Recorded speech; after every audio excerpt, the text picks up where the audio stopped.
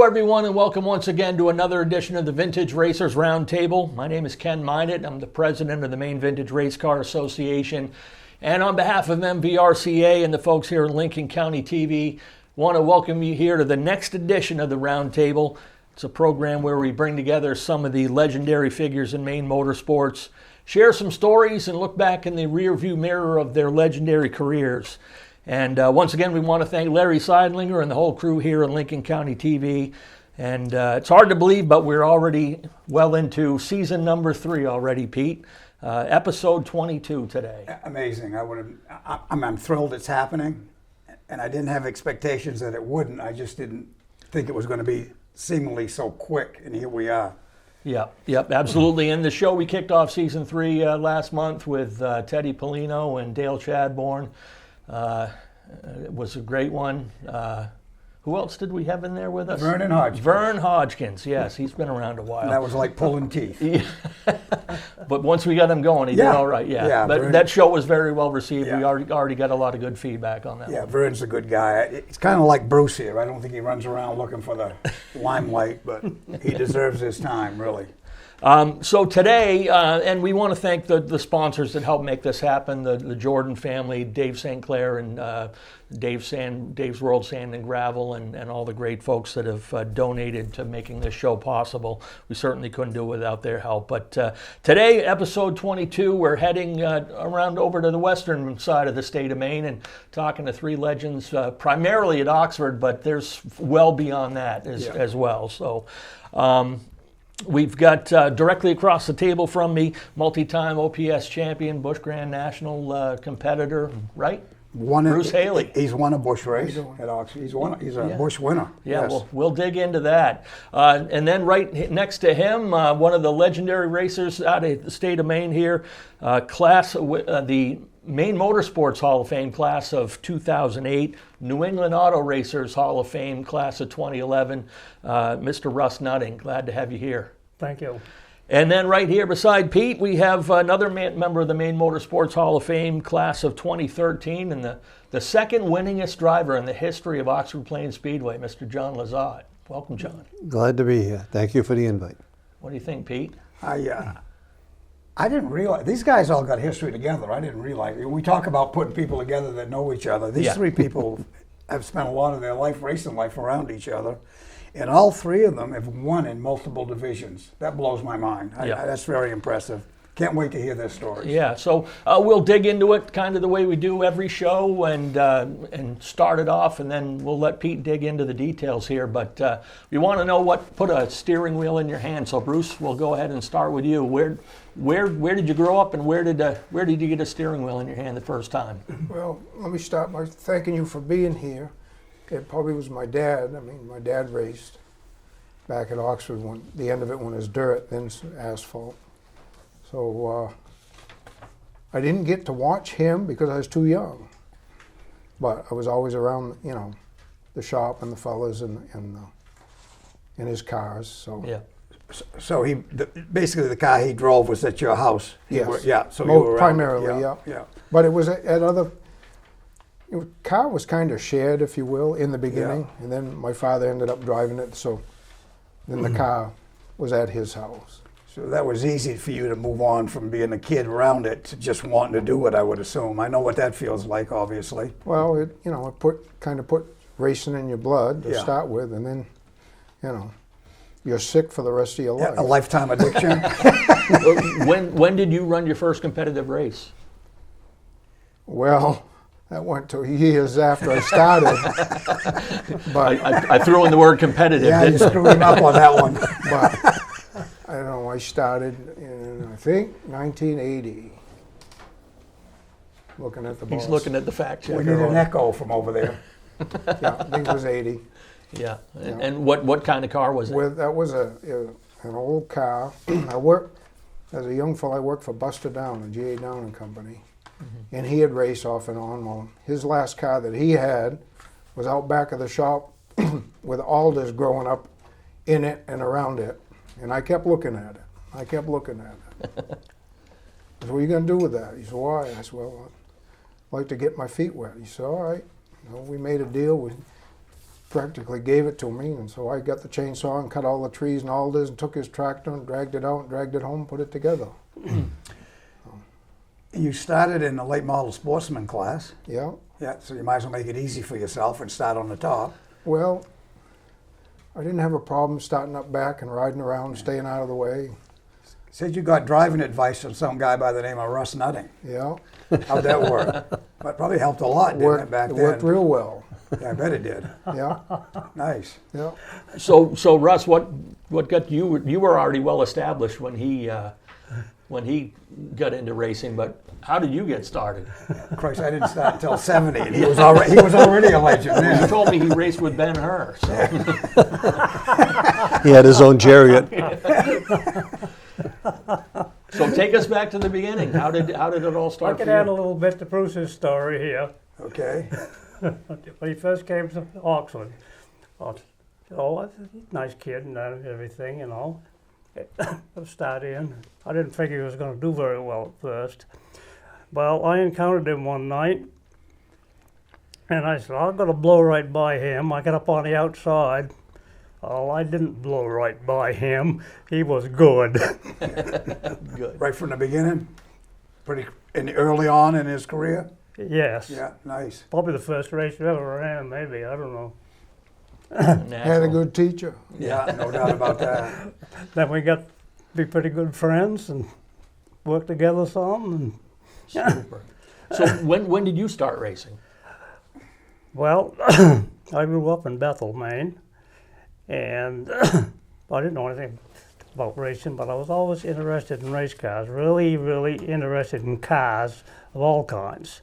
Read sports car magazines and read about road racing and everything. Well, when I was in school, grammar school, they said they're going to have a stock car race at Norway Fairgrounds. I said, what in the devil is stock cars anyway? Well, we had to go see this. So I went to Norway. Fairgrounds is where these high school is right now, was the fairgrounds. Well, they proceeded to knock all the board fences down, knock the fire hydrant over, and had a hell of a good time. So I was hooked. So in 1950, they built Oxford Speedway. Well, from 1950 on, I was a resident of Oxford Speedway.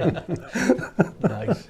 So how old were you when the deal at Norway, when you went to watch that at the fairgrounds? How old were you? Do you remember?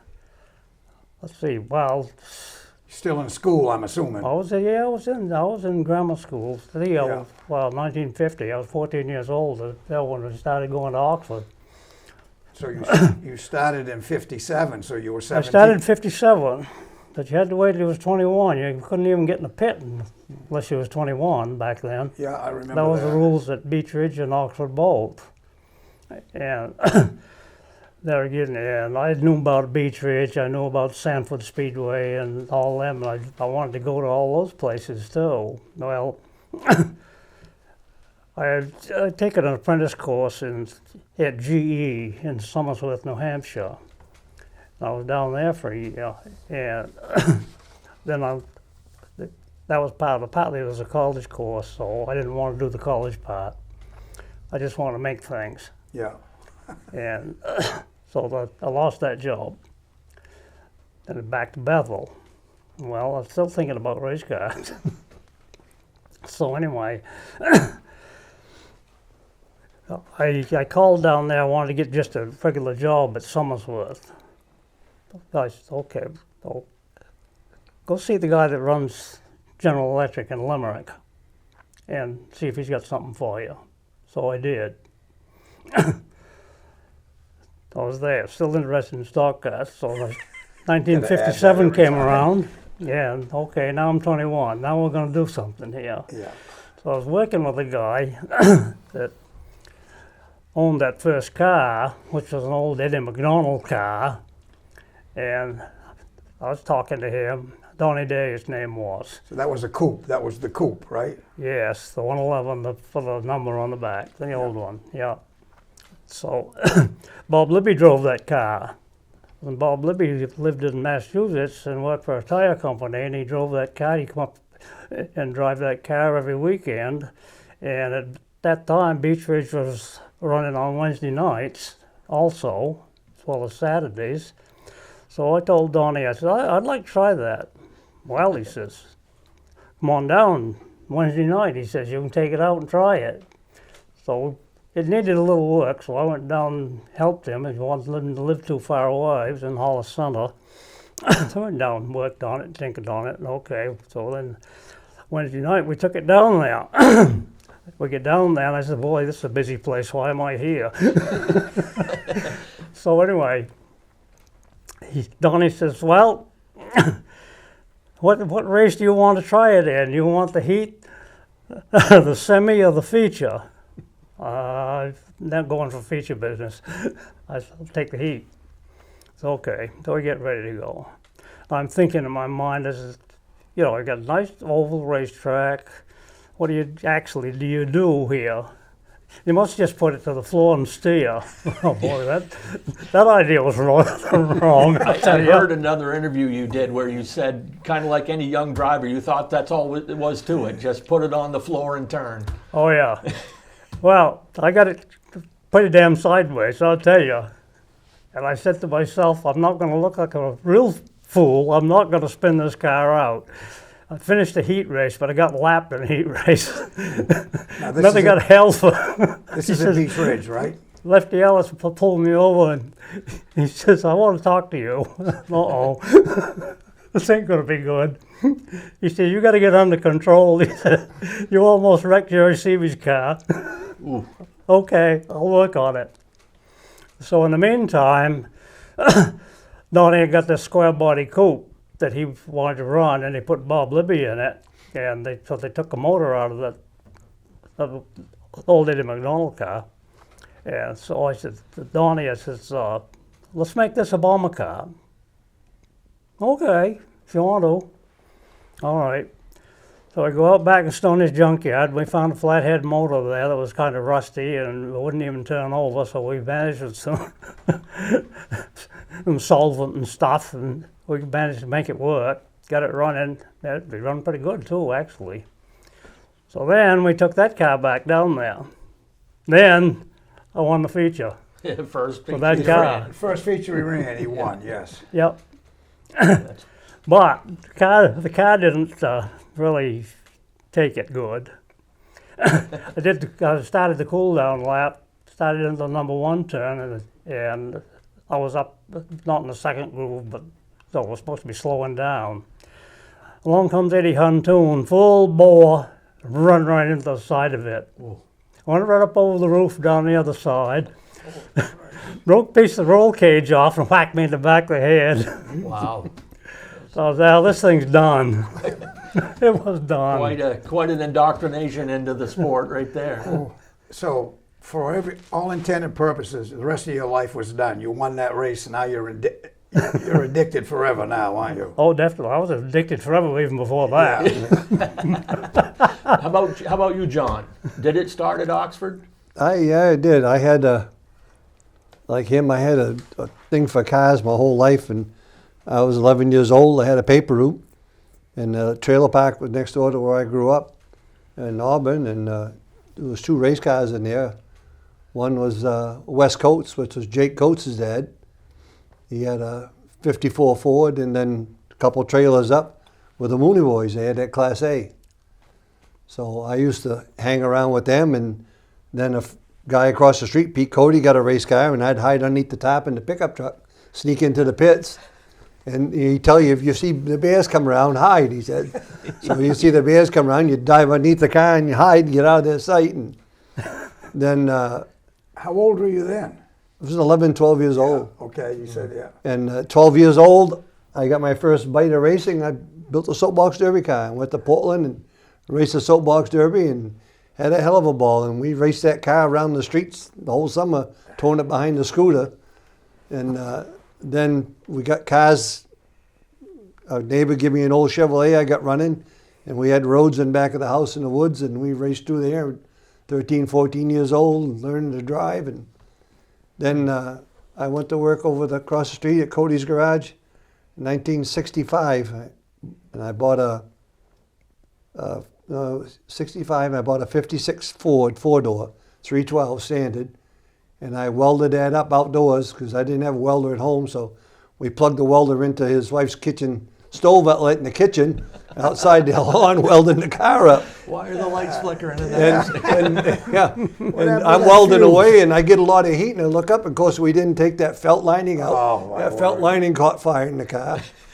So, but that was my first bite. Then they wouldn't let me in, like you said, the age was 21. Yeah. They wouldn't let me into Oxford, so a guy up the road, which we became very good friends, Paul Levesque, come down and says, I'll drive the car for you. So we started taking that car to Oxford, and of course I snuck in the pits, and a couple times in 65 I snuck out and drove the semi-feature, because back then, one class at Oxford, and there was 125 cars in the pits. Was that the figure 8 then, or was that a No, that regular? was the one class at Oxford. Yeah.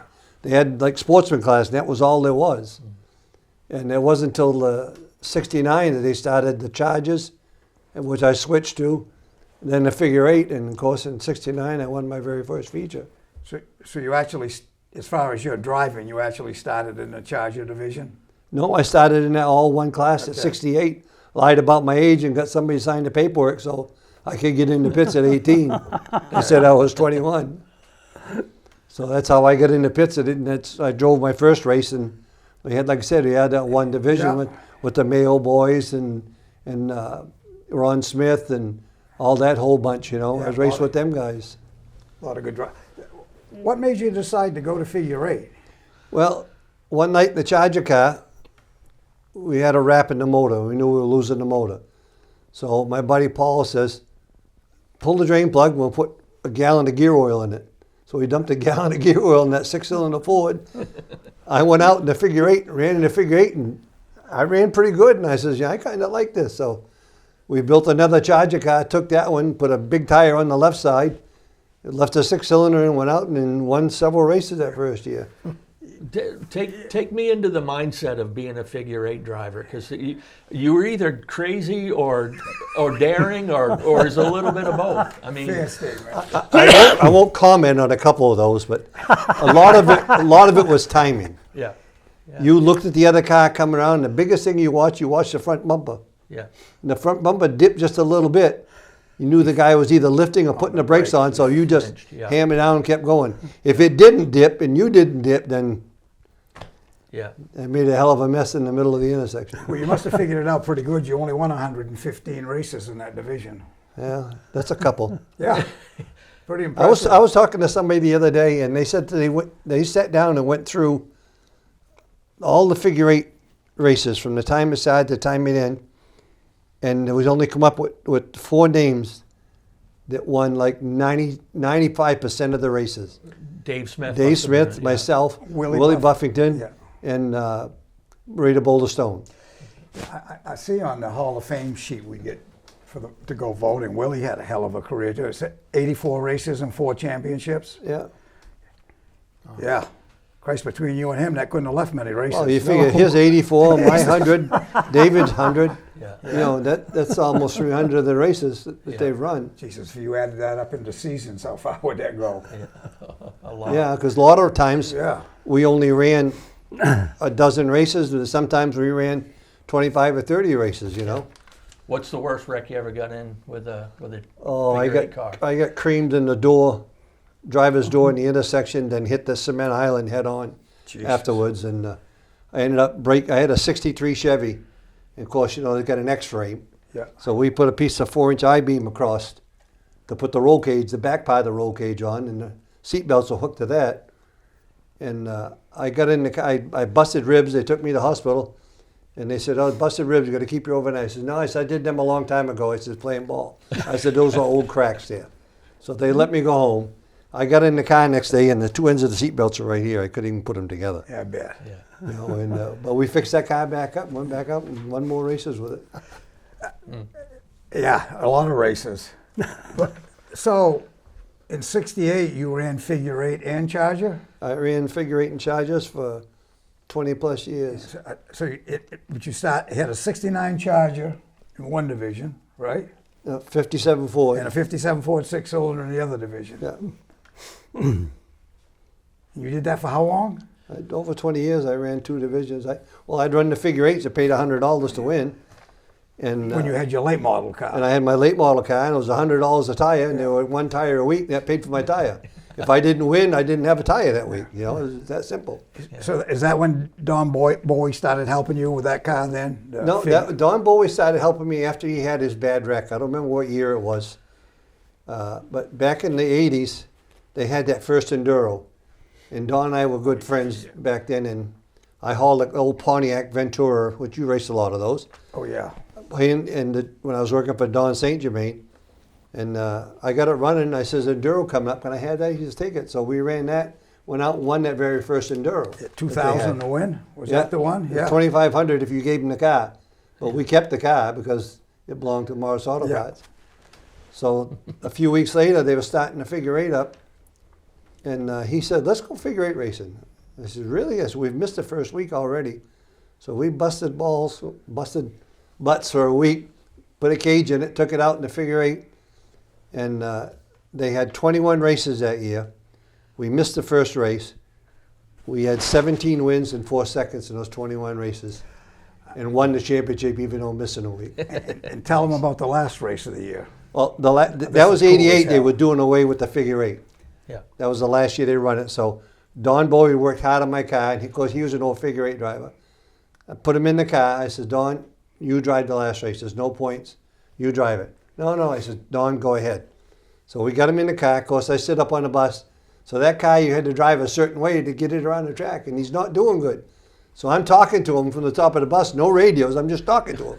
And I'm saying, Don, you got to do this, you got to do that. All of a sudden, he started doing it, and he just smoked the field, and he won the very last race the figure eight ever runs. That was a big deal to us. Yeah. So that was it. That Awesome. made it 18 out of what? 22? 18 out of 22.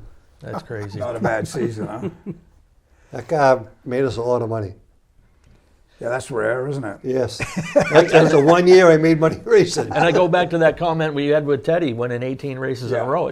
Can you imagine if social media was around back Yeah. then when guys Oh, were dominating yeah. like that? Now people lose their mind if somebody wins 3 or 4 That's in a row. what's killing racing nowadays, social media. You and I had a scuffle at the racetrack back in the 80s. We'd get down and scream and holler at each other, maybe throw a fist or two, go home, cool off, come back the next week, shake hands with the best of friends. Yep. You do it now, social media keeps it going all week long, so when you go back to the track, everybody's still mad. Yeah, still pissed off. Yes, they all want to fight, you know. Yeah. No kidding. So where do you go from the first car? What happens after that? The first car you buy from Buster. How long do you race that car? Not very long. I realized that I wasn't going to learn much. Pretty antiquated, but I got my feet wet. So do you build the next car or do you buy it? No, I lived close by to Butch Craig, Yeah. Oh, yeah. and they built a new car every year, so last year's car was out back of the garage, so I kept eyeballing that. Was that like a 64 or 5 Chevelle or something? No, this was a 70-something Nova. And Okay. It was stripped. Butch would take all the suspension out, put it in a new chassis. There was nothing on it, so I made a deal with Butch. I said, if I put that car together and make it your spare, will you help me? Sounds good to us. Yeah. So That makes sense. I was building my own motors, and That they was were going to be my next question. They didn't last more than a week. Well, I learned right off I did not belong building engines. So Scotty Ames took pity on me. He started building motors, started helping me. I started winning races. So is this your second or third year? Or first year? Second year, maybe. Third. Yeah. Second year. So you start winning in the late model division in your second year. Yeah. That's pretty impressive, especially at Oxford. You know Well, how tough, you guys everybody here knows how tough Oxford is. Yeah, well, I had a Butch Craig car and Scott Ames helping me, so I was pretty fortunate. Was Russ still advising you? He was starting to advise me right along then. And then probably got less after you got going better, right? He probably said, give up the race cars and go home and take up another sport.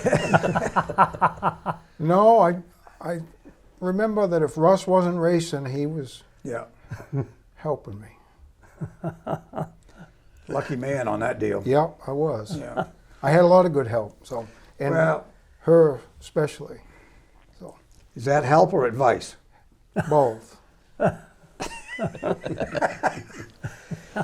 Stan was like that up on our end, you know, once he got rolling, came back from down south, he helped a lot of us. Jimmy, myself, Marty, Bub Bill, I mean, he helped, and Craven, obviously. Yeah.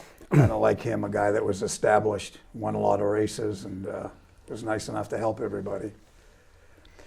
How long did you go from that beginning point in '57 till you become your own race shop building cars and motors? Oh, we covered quite a lot of ground there. Plus, I destroyed the first car, got it destroyed. So we built another car, another Ford, and then some boys from Yarmouth had a '36 Dodge B-class car, and they wanted Phil Libby to drive it. And Phil was already busy, so Phil and I I was friendly with Phil and Bob and all of them. So he said, "Why don't you get me to drive it?" So I did, and I got to working on it, and we got that car going pretty decent. I won a lot of races with that car. So let's back up just a second. The first car you get by, I'm going back to the number 111. You're pretty famous for that, and the '69. The original car was 11, and then you added another 1 to it. Is that Yes. where the 111 came from? Make it 111. Okay. Why did you do that? Because that guy was still racing with the 11, or you just wanted your own identity? Oh, well, about that time, yeah, Donnie kept the 11 number, Okay, yeah. and I kept the 111 number, about forever. Yeah, it carried along. I remember when Stan, one year, for the whole season, but I remember the 250 because I was living down south and came home, I think. But he ran a car with a 111 on it, and I think it had Man Engineering engine in it. And I don't know if it was an Eddie Jane's car or not. Did you and Eddie do some stuff together? Yes, we did a lot of stuff together. That must have been some trick stuff. That You had two, one- that had- probably questionable too, but I'll leave that alone. that was a great race car. Yeah, I think he led some laps that day with it. Well, we did a lot of work to make it a great race car. Yeah. He and Stan Meserve built that car originally. Who did? Oh, Eddie and Stan Meserve. Okay. Because Stan Meserve had driven for Eddie when he had another car he had, and then he destroyed it down at Beach Ridge. The Nova. The Then blue they built Nova. that one. Yeah. Well, then Stan decided to go south, and so while told Eddie it was all done, Eddie calls me. He says, "You want to drive the car?" Well, of course I want to drive it. Dumb question. Oh.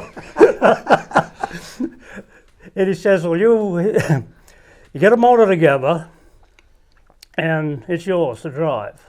And Eddie and I collaborated on a lot of setup stuff and a lot of things like that the years before. So, okay, this sounds like a good deal. What am I going to do for a motor? So I had a couple of dead 302s there. Well, actually, 306s that were bored out 30. Yeah. So I picked up a bunch of junk. Put a cam that had been through a few hot suppers, put that in it. Put it in there, and our first race was a 250. So, and I was friends with Harry Noseworthy too, and he was doing tires then. Now there was a true character right there. Oh, big time, You know big That name time. rings a bell. You know him pretty good, John? Yeah. Oh, we got all set to go between us there, but up to the 250, and we were fast. That was the year Ed Howe was there. I was faster than Ed Howe. Boy, that blew me up big time. That wouldn't fit no more, huh? Then the wiring got shorted out by the switch, so we got probably halfway through the race, and then we're done. So that didn't plan out. Yeah, Then we got it going better after that. It really went good, but you just run it at Oxford, or did you go anywhere else with it? we just basically did the opens, and when the curly shows came to town, we'd do them. And that car went great. So let's back up a little bit. When you started doing the Beach Ridge deal, at what point did you start? You guys, all these guys were running multiple divisions for crying out loud. When did you decide to run 2 divisions at the Ridge? Right off early? Did you run into B and C deal or whatever it was? Or It was didn't A and take B? all that long to get into 2 divisions Yeah. because when I graduated from the Ford Coupe, we built another Ford Coupe which went really well actually, but I ran just at Oxford. And in fact, they had the first year they had 1 year they had a race that paid $300 to win that class, which was more than they paid anybody ever for a long time. And I was out of a job right then too. So I go up there and win that race and lived off that $300 all summer. Gas was probably 17 cents a gallon. Couldn't do that now. Yeah. Yeah. But then we had the Dodge too.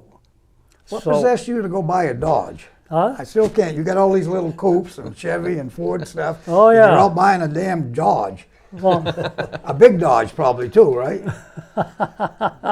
Like a Charger? 36 Dodge. Oh, are you back to the coupe deal? Back to Okay. the coupe. 36 Dodge coupe. The flathead Dodge motor, the long stroke motor.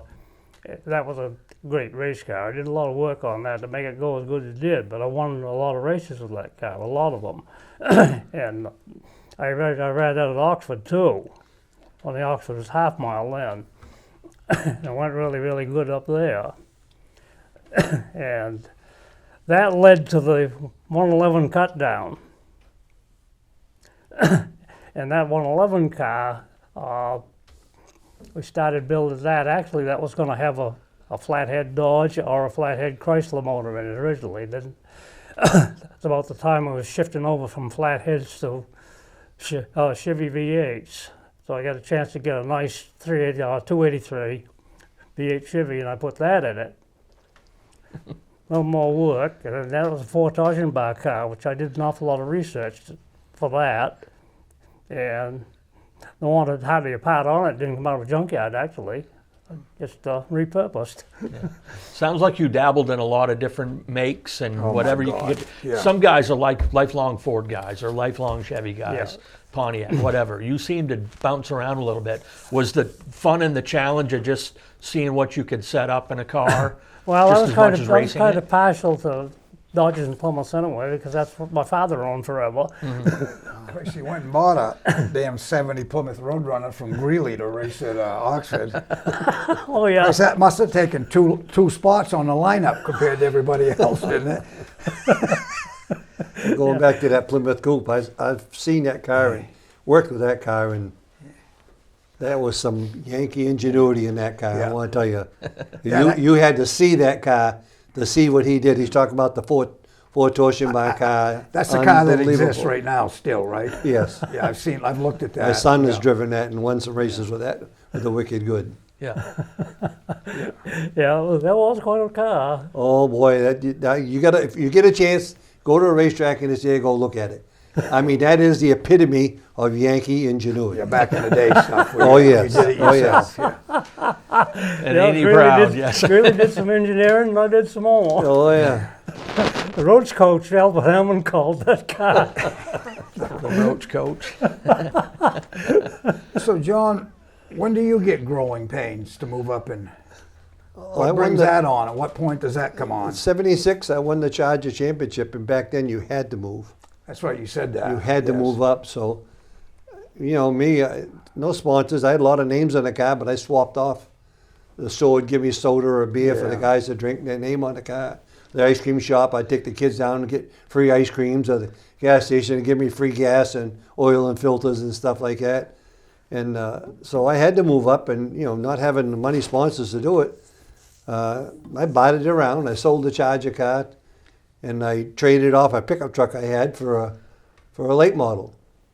And you had to go down to the R.A. Mitchell back then in Auburn, the machine shop, and pay to get the motor out of the machine shop because it was still in there in pieces. And That was part of the deal? that was part of the deal. Yeah. And not having a garage, I put that motor together down cellar on the bench, then carried the motor upstairs out of the cellar and put it on a barrel, built a tripod, and put it in the car outdoors. Boy, I can remember that. You know, we Jeez, wonder so- why Bruce and I have got no backs left.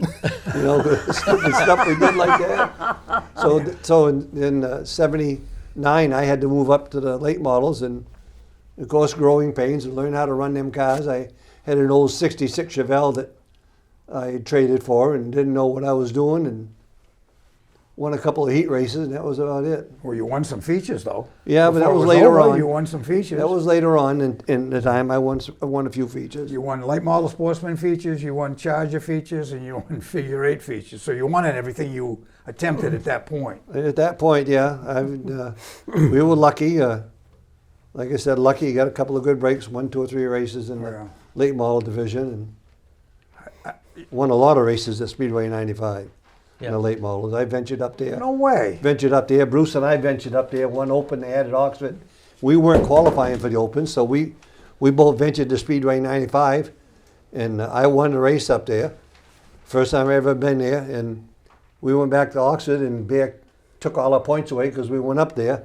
So I said, "The heck with you," and we raced Speedway 95 the rest of the year, and picked up one sponsor up there, and then raced some up there the next year, and we said we won a bunch of races and raced up there and had a good time. You mentioned that the other day when we were talking. I had no idea that you went to Speedway 95. What years were those back at that point? Boy, 80s, mid 80s, Must have been. mid 80s. I was racing against Gary Heyman and Dana Graves. Ellison Yeah. in the Ford there. Yeah. Dana Graves and that bunch. We Harvey Sprague. I mean, raced against these guys up there. And, Yeah. That's pretty stout. you know, Were you just traveling with them, or were you racing too? I only went the one time. Yeah. I learned real short order. I couldn't find my way around that place. I did hear an interview with Russ where Andy Austin asked you if you ever raced at Speedway 95. You said, "I drove by it once." I did. All the tracks you went to, how come you never went there? The day they was going to have the race, it was going to be an open race. I had to go up to Hudson College and pick up my daughter. I drove by the place and I said, "I'm going to drive right back by it." But never raced it. You just didn't like the looks of it, the way it was like No, I did not. too much runoff? I took a ride there Oh, one yeah. night. Oh, down over the first turn, I got dumped by Ellison there, and the only thing that stopped me going to Interstate 95 was the catch fence. I was up against the fence, and I sat there for 4 or 5 laps when they finally realized I wasn't in the pits, I wasn't on the racetrack. They had to come in. I couldn't get out of the car because the bushes of the car caught fire. I was shit out of luck because the bushes were right up tight around the car and everything.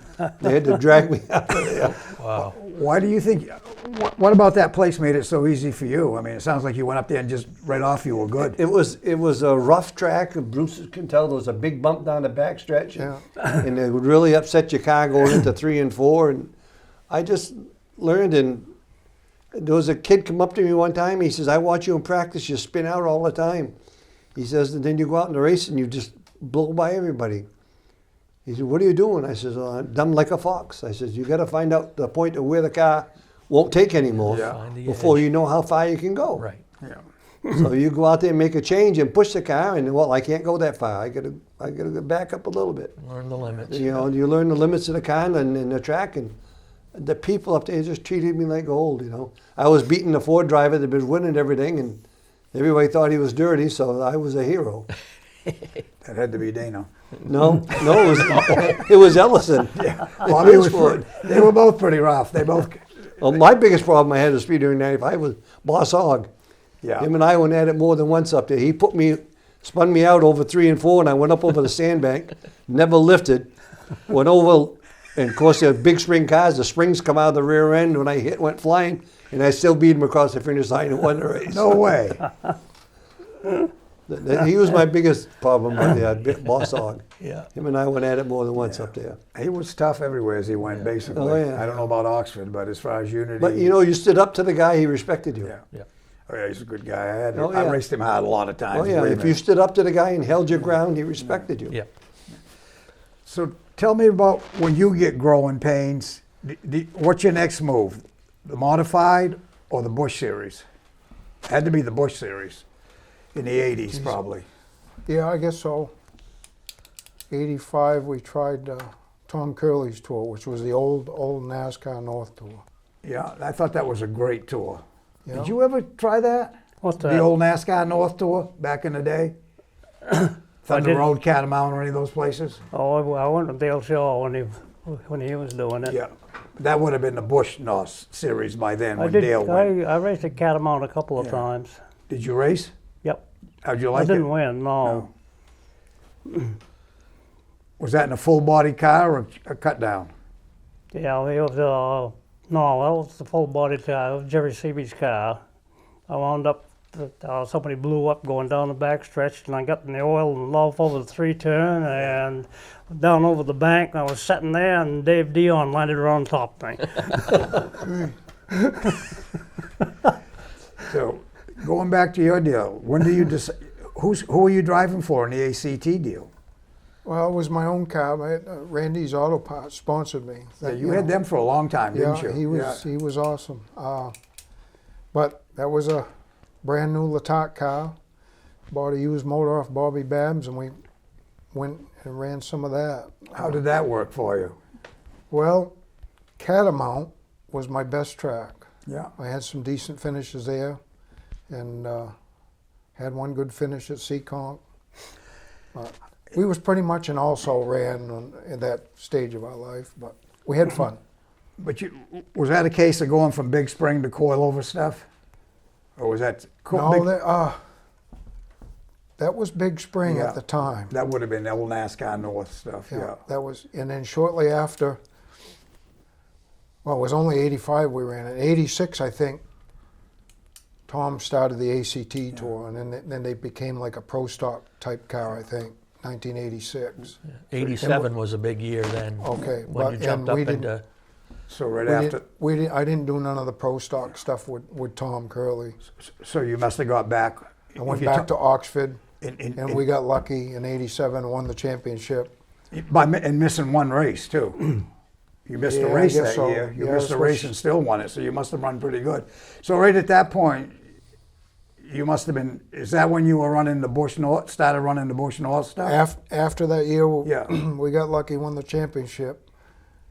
Bob Bear brought NASCAR back to the Right. north, and they let us run whatever we had. Oh, I know. I had to go against it. And so I kind of basically run my pro stock car on the NASCAR North Tour, and that worked pretty good. Yeah, I know. You and Clark and... Yeah. Yeah. So anyhow, Yeah, but anyhow. 1989 we had to be 60-inch, 5-inch, I know. 3,200 pounds, and then that took the wind out of my sails. So tell us about the wreck at Minott. Well, ain't much to tell, but I guess I'm the reason they now have a backstretch wall. I don't know if you ever heard the story, but once you were out of sight and the tree started shaking, Sandy was in the pits buying drinks for everybody. I think she was going to collect an insurance check. Damn, she's Probably. That was a hell of a wreck, wasn't it? It took a while to get you out of there, I remember. I do remember losing complete control of my car, and I was going backwards. Was that by yourself, or did you get hooked up with somebody? Well, I won't mention any names, but I had some help. Yeah. But I was going backwards off the track, and I was downhill, and I'm seeing trees do this, and all of a sudden, one big thud, Yeah. and stopped me. And a fella come running down, the paramedic come running down the hill. He says, "Are you all right?" I said, "I just got to catch my breath." I said, "I guess that pine tree saved my life." He says, "You better believe." You turned around and looked, and there was about 3-4 feet of rapid river water. I was about 10 feet from. You're kidding me. I didn't realize Oh that. yeah, You're going swimming. yeah. So that tree saved my life, I guess. Could have been upside down in white Kinda water. like going Yeah, off the bank very at easily. Wiscasset at Yeah. night too. We used to joke with the wrecker crew, just watch for whatever tree shaking and go that way. I took a ride over there down over the third turn. Yeah. Like he says, you're going backwards and you're going faster than you were when you left the racetrack. Yeah. Seemed it. Yeah. Oh yeah, I swear, some of those times you gain momentum, don't Yeah. you? Yeah. That must have destroyed the car. Rear clip, rear end, body, complete body. So we can't seem to get enough conversation going. So when do you decide, at what point you go, your transformation modifies, then you jump into a super modified? What brought that on? Star Speedway. Just something you wanted to do, or you knew somebody that came along and asked you to drive a car? Or both? Well, that happened down the Star. Actually, they were running supers at Star. They developed in the supers, non-wing supers. And I got to be, I raced at Hudson and Pines too. And I got to meet Sammy Sandman down there. Okay. And we got to be pretty good friends. He'd bring a car to Beach Ridge for the guy that normally drove for him, and Dick Noel. Dick didn't like Beach Ridge, so I'd get to ride in it every time they brought it to Beach Ridge. So that started that friendship, and then that worked up. And then we got another car, a newer one, that we raced at Briar Motorsport Park. Did you do pretty good with it? Super. Really? Yep. Did you like it a lot? I bet you did, huh? Open wheel, wide, big block or small block? A small block, injected. Yeah. Jesus. That was the first time I went there. I tried that thing out, started down the backstretch. What am I doing here? Pretty quick trip down the backstretch? Oh, the car was shaking, vibrating. It was over 100 middle of straightaway probably. And then I said, well, okay, I'm gonna get used to this. And I built a street stock in the meantime, just to have fun, because I'd gone through A cars, B cars, and all that down the Beach Ridge. Went to cut down car, and when I had the 85 coupe, I used to run it. If we'd have a big race in the A class, I'd run the A class, run both. So that got me running two classes all the time. Yeah. Yeah, drive my own car and somebody else's, or drive somebody else's and then my own, or whatever. And but we did pretty good up to Loudon with Super. I got used to it, and I kind of liked it. And it was kind of tough. Well, the road course came in it was just after the two-turn. There was a hump there. Well, if you went over the hump, you could get some airtime there. Yeah. Nobody would go out there. Well, I discovered that if I was brave and I've run the outside, airtime be darned, okay, I could pass a car while I was in the air. Well, that was good, but you better be ready for turn 3, because the hornet's nest down there, you damn well didn't want to go down into that. And I raced my street stock, which was pretty new then. I raced that there too, same night. Drove 2 classes up there, same thing. Jesus. Now, when did you hook up with Dale Shaw? That was pretty significant part of your career. That was during the Bush North era. Late 80s? Probably in the 80s, late 80s? Yeah, I think so, whenever that. You still do stuff. You still build rear ends for Dale Shaw? Oh, yeah, Yeah. yeah. How old are you right now? 88. Jesus. Unbelievable. I'll be 89 I in picked him up. He's July. got a rear end on the jig, straight and shot. Pro stock rear end. Yeah, Dale and I, we've had a long Yeah, relationship. he's a good guy. Well, actually, the way, we had a relationship back when he had Willie Glidden driving his figure 8 cars. You remember Willie, don't you? Oh yeah. Oh, yeah. Christ, I don't know if Dale's ever done anything but race from the time he was young, has he? Oh, this family. He got But then, involved with his family. Yeah. His Henry. Back His Henry. then, Dick Lines was the crew chief for Dale's brother Henry. And Bobby Dragon drove one of those cars, and Dale drove the other one. And so that's how Dale and I got hooked up. Pretty good group right there. Yeah. Tell us about when you decide to go bush racing. You got a couple of stories there to tell, especially the Loudon one. That was some Remember guy had built a Jennerstown? car. They built their home You car. It remember was a Jennerstown? 86 Grand Prix, and they went to Oxford with it, and the kid couldn't drive a horse to water if the horse was thirsty, I'll never forget and they that lost the one. motor. And the kid wanted to drive a Charger car, so I worked the deal out, built him a Charger car, and got that Bush North car.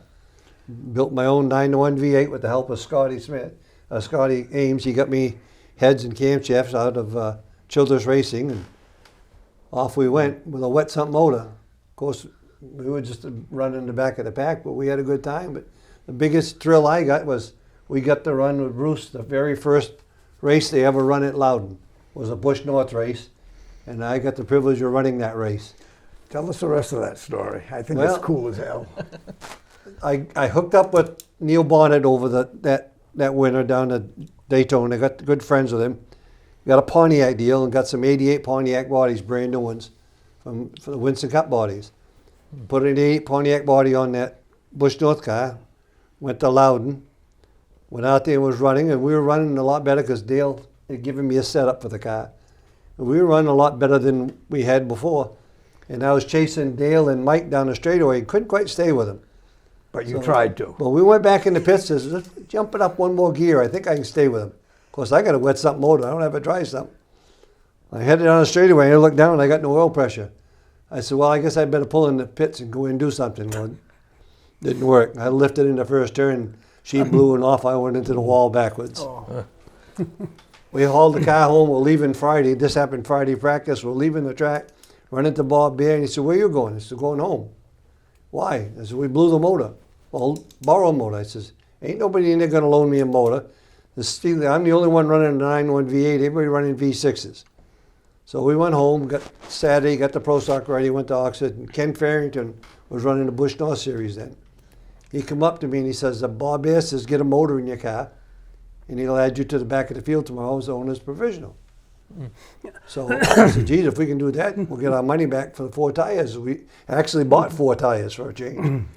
And so we worked all night. Had to straighten the rear clip on the Bush car, took the motor out of the Pro Stock, which is a 10.9 to 1 motor, and you had to run the 9 to 1 over there. We got the motor in at 5 o'clock in the morning, cleaned up, loaded in the bus, and headed to Loudon. Got there at 8 o'clock, unloaded, headed up to Tech. Ken Farrington met us. He says, just put it out in the lineup in the back of the field. Never even bothered to send us through Tech or nothing. But that's a typical Bob Bear story. He took care of everybody. Yeah, he he did. could. We're not even touching, scratching the surface, especially on you. When do you decide you're going to drive a modified now? I mean, you're a full-bodied car guy. What brought that on? Well, when the modifieds got done at Beach Ridge, and Bob Greeley had a modified. Boy, excuse me, Greeley's name pops up here It everywhere, does, doesn't yeah. it? Bob.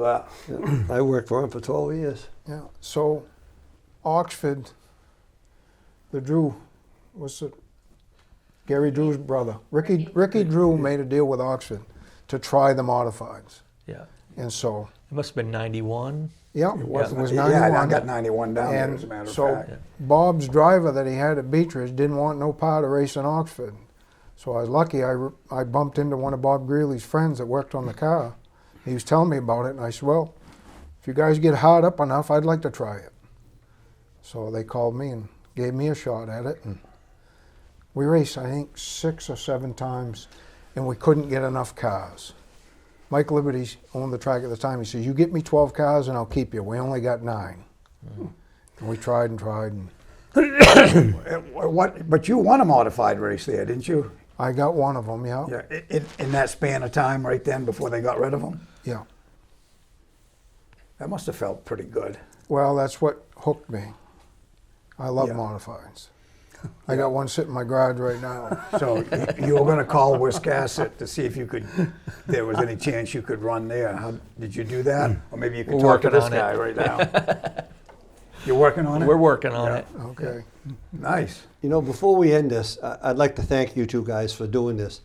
As you bring us old timers in here, and we talk about things that happened and things we did, and later on, this younger group that's watching your show now is hearing this, and down the road, they're going to pick up an article or a newspaper and read something and say, well, that's not what happened. I listened to so-and-so on that show, and this is what really happened. Yeah. So you guys are preserving this history. Thank you. And I really appreciate what you're doing. Yeah, but it's important to have you guys on here that were part of the beginning. You were part of it way early.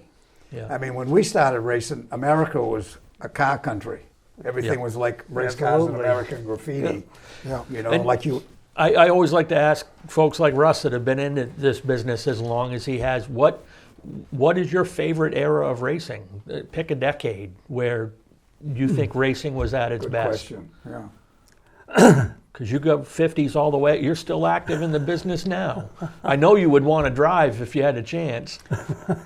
I did a little bit last summer. Did you really? Nice. He got a street stock sitting in his garage now he built. But Nice. what Felt good. do you think was the best era of racing? I was quite cautious though. Well, yeah, I would be too. Yeah. What do you think was the best era? I think the best era in all racing is the time actually that all of us here have spent in it. But I mean, like the 70s, period, yeah. late 60s, 70s, and the first part of the 80s, maybe? Yeah. Yeah. Till social media got involved. Well, it was a little more raw and original, I think, in those eras. Right. Mike Little, Liberty like got you've involved. said, ingenuity Yeah. played a big part Going in back it. to what you said, all that work put in the Dodge. Seeing something in a you know, junkyard and yeah. saying, what can I do with that? Yeah. Oh yeah. Definitely. You go to the junkyard, get your brand new race car. Yeah, Yeah. right. Piece of Those are cake. the days. But you know, when we were growing up, you could go. It's my first really good motor. I went and bought a basket of parts from Height Chevrolet in Skowhegan. They were two LT1s 350s for $250. You know, you could do those things back then. You couldn't you even, could. Christ, you couldn't keep up in a spectator's race without a decent motor now. You know, I mean, Oh it's God, just no. Well, you know, I like the open competition days. Yeah. You ran the Getty Opens right from the start, right? I Yeah. did fairly well. so. The first year, was it the first year you won 3 out of 4 of them? Well, that was a second or third year, I think we ran them. I ran in the opens before that with the Chevy 2, and we was running everything, supers, modifieds. I the whole remember when they everything. were mixed. Yeah. And I had some good finishes then. Well, then they decided to go. They wanted the Norwood crowd because they were NASCAR crowd, and they're all late models. So they changed to late models only. I was going to have that late model race at the end of the year. So well, okay. I didn't have any tires for it, so I went and borrowed some. I sold to some guys who run down the beaches. You ran them down there on the oil and dirt all summer. I said, well, we'll put them on, see what we can do. Well, I had a wicked fast car, but I broke the rear end. And, well, then one thing led to another. Now what am I going to do? And I always wanted a quick change anyway. Well, Darlene and I hadn't been married very long. She says, just go to the bank, borrow the money. We didn't have any money. No, borrow money for racing? You crazy? Yep, she kept at it and kept at it. Go to the bank, borrow the money. Okay, so I finally did. Went to the bank, borrowed $1,000, bought a quick change and a set of new tires. Okay, now we're ready to go. That was when Hoosier made those cantilever tires. They didn't make them very long, but they were a great, great tire. Yeah. Okay, so we get ready to go. We go to auction. Car's going great. All right. I didn't start right up front, but I drove fairly well. And I was very cautious. I don't want to cut a tire. I don't want to break anything. I don't want to scratch the car, and I got to pay that money back. So I pussyfooted along there, and I got out in front once. Okay, now we're good. Now we start lapping cars. I go up on the side of somebody going into turn 1. He drifted up, and now I'm out over the edge. Now I've lost the whole field. Now I got to start last and do this over. But now I got to drive. I did. I won the race. I went to the bank the next morning, paid back the money. That was a little motivation right there, I imagine. Yeah, The and race- then one thing led to another, and I kept on winning them. So the car was going great, and on the same set of tires. Boy, you can't do that anymore. Well, that ain't the end of that story either. Kept on going. Okay, I won 3 of them. Come to the last one. I think it snowed, and we had to wait a week to run it, and the clutch gave up. So then we got back to the race. Well, in fact, I borrowed a clutch and pressure plate from Stan Reserve. He's parked right beside of me. Well, I didn't qualify up front. Drew bad or something. Well, anyway, I had to run the Concy. So I finished the Concy. I'd start last in the feature, and that 100-lap feature never had a caution. We ran that right from one end to the other. Dick That's Line rare. started up front, and he won it, and I finished 5th. Nice.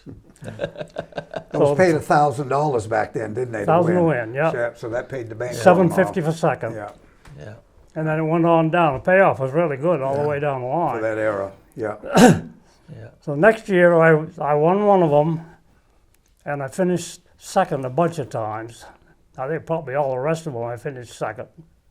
He asked me one time, "Don't you get sick of finishing second?" No, I like the $750 every time. It went pretty good.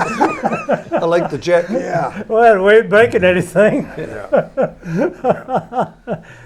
And then that was when they first started doing interviews up in the tower. So we get up there and asking all kinds of dumb questions. And the tire pressure seemed to be the big thing they was talking about. So they said to me, he says, "What'd you have for air in your tires?" Meaning pressure, of course. I says, "Last year's." They thought I was thought I was being a smart ass. And it was true.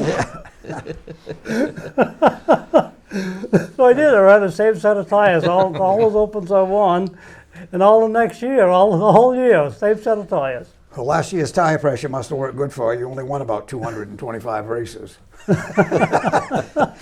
That is crazy. Boy, that went by fast, didn't it? Yeah, I did. It Yeah. didn't even scratch the surface. Yeah. And that's what we always say at the end of these shows. Well, you just get to talking, and guys had great answers to every question, you know. Yeah. And so that's what makes it go by so quick. But, One of the neat rides I had down the beach was in the Snap 6 Super. and McCabe talked about that car. He said he loved it. That was, Yeah. the people built Supers down that style. We had Supers. They had all kinds of ragged stuff they had for Supers. Like that picture of the old question mark. That's what they all looked like Yeah. then. Bob Snap come up from Texas, had that car built, and it was all ready to go. $10,000 he paid for it. You think back then and say, "Wow, $10,000." You buy a house of that back then. Yeah. Boy, that's Wow. the truth, John. But what a You're great right. car that was. It was Don Edmonds' car. Yeah. And the night I drove it down to Beach Ridge, it had a 302 motor because it was injected. I could reach right out and grab a hold of the ejector pipe. You know, hey, this is fun. I could lift the front end right off the ground going down the backstretch. Wow. We used to go down there we'd race Saturday nights, and Beach Ridge ran a lot of Sunday races at that time you're talking about. We go down every Sunday, and that Snap Yeah. 6 was in a league of its own at different times. I got to ride in that because Jimmy Martell was Bob's driver then. Jimmy drove it all the time. And we had run a race, I think, the week or 2 weeks before at Beach Ridge. Jimmy was out front, and I was running my coupe, and it was going really good. I ran him down, and I would have passed him, but broke a heim joint on a trailer now. That was the end of that. So back down to Star next week, and Jimmy had to go do something elsewhere. Couldn't drive the car. So Bob Snap comes over to me. He says, "You want to drive that car next week?" Do I? Twist my arm some more. I led the whole race at Beach Ridge, and Dick McCabe got by me right at the end. Then he won the race, but the track was rough and it broke every shock mount off from the thing. It got to be a handful towards the end. Boy, what a great car though! Yeah, it was for a long time. I got fortunate to run some down there in the 70s in the dirt. Down to the It was ridge. a lot of fun. I had Yeah. a white car the first time I went. Only once? We spent a week with kerosene and rags cleaning the sucker. I went down there for 6 weeks. Couldn't wait to get on the track to practice, which was dumb. They all just smiled at me when I went out. I remember going down the straightaway, and I think I stopped doing twirls down by the South Pole. I let the first group practice yeah, 3-4 that's times right, first, yeah. clean the track up a little bit. My word, it was all oil and grease and Yeah. stuff. Yeah. Well, yeah, we've overshot the runway, Pete. Yeah. We could definitely spend a lot more time. We appreciate all the time you guys have given us and the stories and the memories that you guys have been able to share today. We always try to wrap up the show by giving you guys a minute or two just to thank anybody special that has been instrumental in your career and getting you to this point. And Bruce, we'll start with you. I'd say you're pretty locked in today, Bruce. Yeah. Well, again, thanks for having me on. And it's Thank you. a privilege to be with these fellas. They've both taught me what I know. And my wife, she was most instrumental for my racing. She was there for every one of them, right? Well, she done a lot more than just go to the races. So she's probably the reason I'm sitting here right now. She still does a lot for racing. Yeah. Thank you, Sandy. And I want to say that I thank the Lord that I had my time when I did, Yeah. because it's too high tech and too expensive today. It is Yes, that. it is. Isn't it? Well, you Yes, said it a mouthful there. Russ, how about yourself? Who you want to thank? I imagine you've come across a lot of people, but there's I got to a be lot of some really people, important ones I got there. a lot of people I could thank. Yeah, but Darlene must have been Darlene first was- and foremost. Darlene was the major one. Yeah, Yeah. yeah. Yeah, you two were just the two of you for a very long time going to the races, wasn't it? Yep, Yeah. just the two of us. Yeah. That's impressive. And winning and having a Yep. big time. They'd Yeah. pull in the pits once in a while at Oxford, unload and go win, and go home. Yeah. Yeah. That's a nice Just little the two of program. Yeah. John? That was a fun night. So many little people that helped me along the way. Like I said, I never really got any financial help, but one sponsor was Diorsi's over the years. And most of the time was battering off with goods for people for, put their name on the car. And Bob Greeley helped me a lot over the latter part of the years. Like I said, I worked for Bob for a long time, and he helped Bruce and I helped them. And Bob did things for me that a lot of people didn't see. And he was just good people, and Randy's Auto Parts helped me along the way. And then Cotton, everybody knew Cotton from Oxford. James Henry, he helped me a lot. He had a gas station, supplied me with gas for years when we ran pump gas. Yeah. And he was a big help, and he was a fun person to be around. Well, again, thank you guys all for giving up part of your day to be part of this show. And we want to thank the folks here at Lincoln County TV once again. And Pete, who we working on for the next show? We got a monster. Might need a bigger table, I think. So I talked to Bobby Harrison. We tried to have him on before, but he had some issues, and he's ready to be on. And I called him, and he said, well, 10 of us have raced, and 4 of us have won championships. And I said, well, we had the St. Clair family on here, so we can do 4. So that wasn't too bad. And he calls back 3 days later and said, well, I lied to you. I made a mistake. 13 of us have raced, and 5 of us have won championships. So for the first time ever, we're going to try to do 5 people. So if you think this went by fast, Yeah. That right after worked out hello, good. we'll be out of time That probably. worked out for me. 2 of my boys have won championships racing in Oxford too, so Yeah. we've kept it in the family. Yeah, you guys all did it the old school way, like we all started, all All 3 built of our you. own cars, Yeah. our own motors. Yeah, you all got to victory lane multiple times. Impressive. I still like old school. I think it still work. Yeah. I'm sure it'll still work. Yep. Yeah. Yep. Work Absolutely. and pay attention to detail. To me, the best class they ever had at Oxford was the old Charger class. You took a stock car, worked on the stock frame, a stock motor, and built yourself a car. And you worked on changing springs out of a Buick or a Pontiac or an Oldsmobile and making them springs work, That's a hell of a learning curve We- right we there had a for chart. everything you do. We had a chart that listed if you wanted a 450 spring, you look for a 76 Pontiac station wagon, cut the spring at 11 inches. That was your spring that you needed, I got a hold of that chart down south one year. Yeah. And that's what I used to make springs for my old Charger car and my old Pro Stocks. Banjo had Banjo springs, had them made with his name on it. He had a chart like that. They all came tall. And the rate you wanted, they were either 600, 750s, or 900s, and you cut them just like you said to a certain height. You get Yeah. the, I get got, the I rate got that mine you want. from my parts dealer back home. Well, again, thank you for what you Yes. guys do, preserving Thank you. the history of racing and bringing the old timers it's our on pleasure. here to This talk is about it. We wouldn't do this if it wasn't this much fun. So, You find all kinds of you things for that taking young the guys time. can Thank you read guys. real Thank you, well. Pete. No, that made a Thank big- you guys for we probably watching wouldn't as have made it always. without No, we he we wasn't. really I appreciate called him it. last night and he was These guys unsure are about still going to coming be today. telling stories for the next You know, half and I hour. But talked if you him want to into see it, so. past Thank you. episodes of the That Vintage would've made a Racers dent in this Roundtable, thing. then But like I just said, go to our website at mainvintagerace.org. That's where you can find all the previous episodes. You can also find how you can support MVRCA in our mission to preserve and present the history of racing in the state of Maine. It's through your membership and financial support that helps us fulfill that mission and to put on this program as well. So for Pete Silva, myself, Ken Minott, thank you, and our guests, of course, thank you guys for watching. We'll see you next time on the Vintage Racers Roundtable.